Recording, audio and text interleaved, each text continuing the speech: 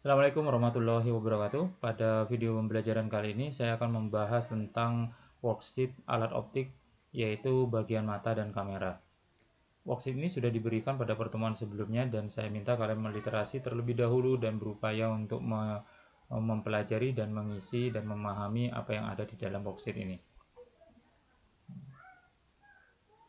Pada pertemuan sebelumnya atau pada video-video sebelumnya sudah saya sampaikan bahwa KD ini adalah KD analisa cara kerja. Jadi artinya adalah titik berat dari pokok bahasan ini adalah proses pembentukan bayangan. Bukan hasil akhir, tapi adalah prosesnya itu sendiri. Oke, kita lanjut ke bagian mata. Mata adalah alat optik yang pertama kali yang akan kita pelajari. Di biologi mungkin kalian sudah mempelajari bagian-bagian dari mata. Ya, di sini saya memberikan gambaran seperti inilah mata manusia itu.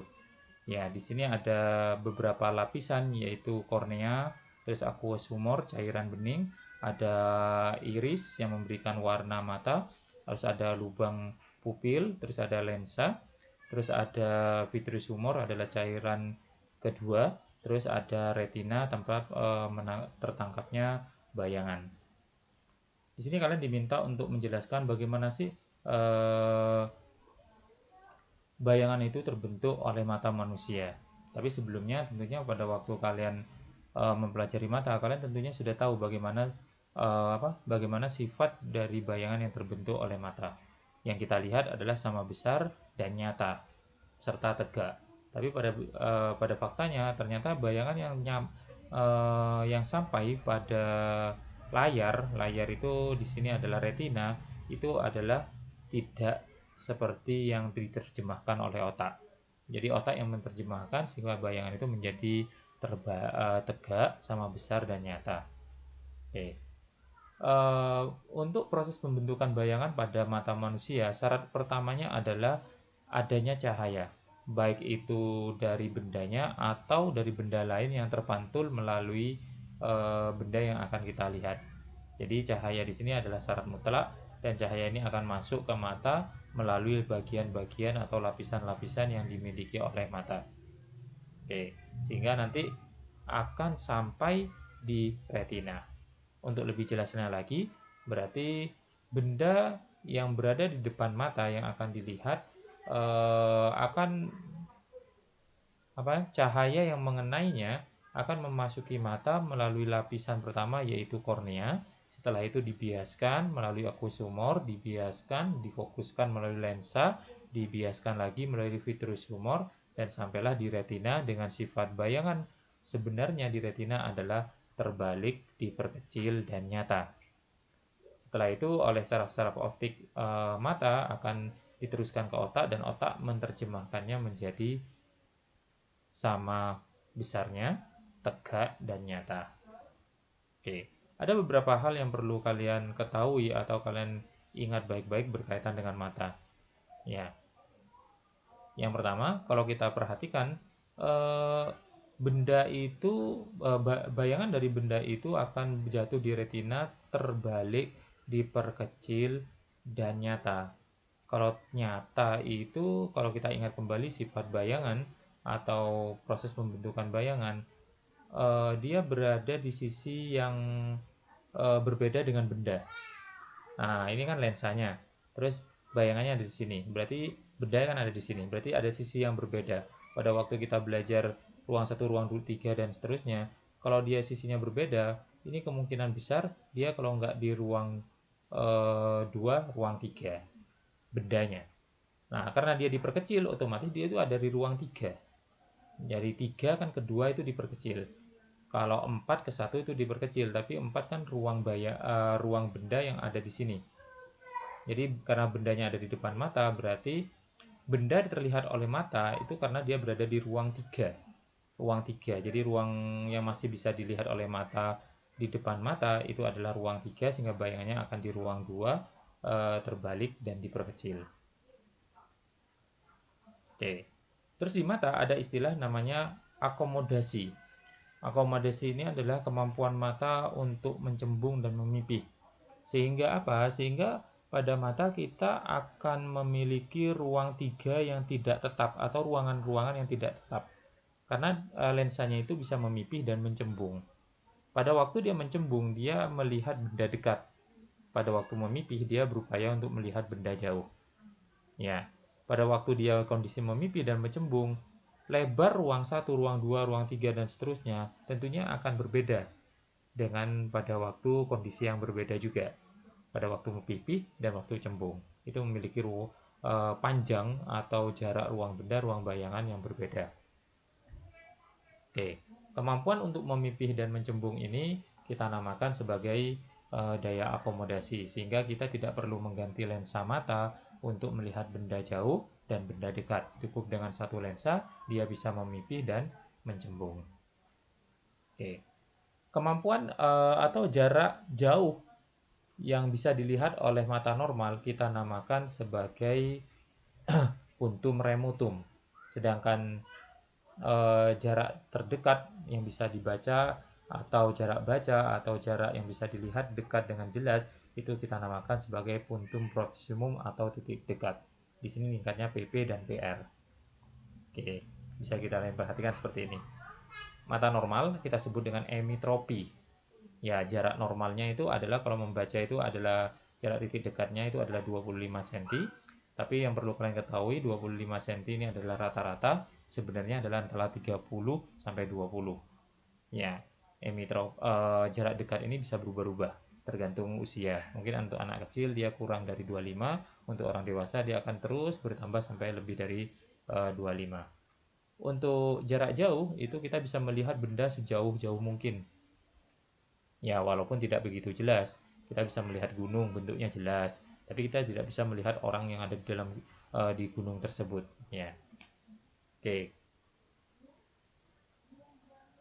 Jadi bisa kita perhatikan bahwasanya benda yang berada di depan mata ini akan membentuk bayangan di retina dengan cara pembiasan yang cukup banyak atau pembiasan berkali-kali karena dia melewati kornea, vitreous, lensa, dan lensanya mata itu adalah lensa yang berlapis-lapis seperti halnya bawang sehingga dia bisa mencembung dan memipih.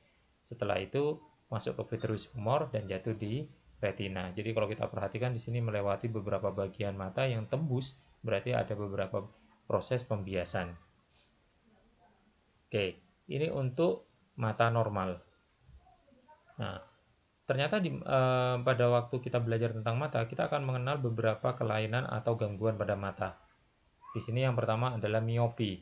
Miopi itu kita sebut dengan mata dekat atau rabun jauh. Nah, penderita miopi biasanya tidak bisa melihat benda jauh secara jelas. Dalam artian apa? Titik jauhnya dia sudah berkurang. Jadi kalau kita perhatikan di sini, ini adalah miopi. Titik normalnya kan di sini, titik jauh itu. Maka untuk miopi dia akan berkurang dari tak terhingga. Berkurang terus, bisa 1 meter, bisa 2 meter, dan lain-lain sebagainya. Nah, untuk bisa melihat benda jauh atau melihat seperti normal, dia membutuhkan alat bantu yang namanya kacamata. Kacamata yang digunakan adalah kacamata negatif, sehingga kalian biasanya akan mengenal mata kalian minus berapa, min 2. Min 2 itu berarti apa? Berarti kacamatanya negatif, dan kalian yang min 2 itu adalah penderita miopi atau rabun jauh. Dalam artian dia tidak bisa melihat benda jauh. Ya. Kenapa menggunakan lensa negatif? Karena lensa negatif adalah lensa yang bersifat divergen, menghamburkan. Pada waktu dia tidak menggunakan lensa negatif, maka pada waktu dia melihat benda-benda jauh, bayangan itu tidak akan jatuh di pas di retina di sini. Dia akan jatuh di depan. Kenapa? Karena kondisi mata miopi itu adalah kondisi di mana lensa mata terlalu mencembung. Ya, memang mungkin ini adalah salah satu penjelasan kenapa kalau kita membaca tidak boleh terlalu dekat, kita membaca tidak boleh sambil tiduran, kita melihat TV, gadget itu juga tidak terlalu dekat. Kenapa? Karena akan membuat mata kita kaku di posisi dekat. Kalau kaku di posisi dekat, maka untuk melihat jauh itu akan menyebabkan dia tidak bisa memipih sempurna. Ya. Oleh karena itu dengan menggunakan lensa negatif, bayangan tadi akan mundur, yang ada di depan retina akan mundur jatuh di retina. Oke. Terus bagaimana dengan kelainan yang lain, yaitu gangguan yang lain kita sebut dengan hipermetropi atau rabun jauh atau mata dekat. Ya, kalau kita lihat gambarannya, oke, ini dia tidak bisa melihat atau membaca seperti orang normal. Ini jarang sekali untuk anak-anak muda. Biasanya ini banyak orang tua. Ya, bisa dilihat orang tua atau membaca apa yang dibaca harus dijauhkan. Kenapa? Dia tidak bisa membaca di jarak 25. Lebih dari 25 dia bisa baca. Untuk titik jauhnya tidak ada masalah, dia bisa melihat benda jauh, tapi untuk dekat tidak bisa dilihat dengan jelas seperti orang normal. Kenapa hal seperti itu terjadi? Karena lensa matanya terlalu memipih. Lensa pipih itu kan hanya bisa digunakan untuk melihat jauh. Ya, oleh karena itu pada waktu dia terlalu memipih lihat benda, itu bayangannya nanti jatuh di belakang retina. Dalam artian apa? Kalau dia membaca dengan jarak normal, itu akan yang dia baca akan buram, tidak terlalu jelas. Oleh karena itu dia menggunakan lensa positif, lensa konvergen, sehingga bayangan yang jatuh di belakang retina ini akan mundur sampai dengan retina. Ya. Sedangkan untuk yang selanjutnya yaitu presbiopi. Apa itu presbiopi? Itu mata tua, gabungan dari miopi dan hipermetropi. Jadi rabun jauh dan rabun dekat yang bersamaan sehingga lensanya menggunakan lensa rangkap. Ya, untuk selanjutnya ada istilah mata silindris. Ya, ya untuk mata silindris ini lensa yang digunakan adalah lensa silindris, lensa khusus. Oke. Ini informasi yang berkaitan dengan mata. Oke, seperti yang kalian perhatikan di sini bisa diberikan gambaran yang jelas berkaitan dengan mata-mata tersebut. Bisa diperhatikan di sini untuk mata normal titik jauhnya itu adalah tak terhingga, sedangkan titik dekatnya adalah 25 cm. Untuk mata miopi dia tidak bisa melihat jauh, dia kurang dari jauh. Nah, tapi sebenarnya miopi itu mengalami perubahan pada titik dekatnya dia. Dia membacanya bisa lebih dekat lagi daripada 25. Tapi mungkin tidak disadari karena membaca 25 pun tidak akan menjadi masalah. Tapi untuk mata dekat atau hipermetropi, dia tidak bisa melihat atau membaca dengan dekat. Ya, dia hanya bisa melihat benda-benda jauh dengan jelas. Ya, lensanya menyesuaikan seperti ini prosesnya. Jadi nanti tolong ini diisi bagaimana perumusan atau besaran P-nya, bagaimana cara kita menentukan kekuatan lensanya. Oke, ini untuk mata. Di sini saya akan juga menjelaskan bagaimana cara kita menggunakan besaran-besaran fisis pada miopi, hipermetropi, dan mencari kekuatan dari lensanya. Oke, kita mulai dari miopi. Untuk penderita miopi,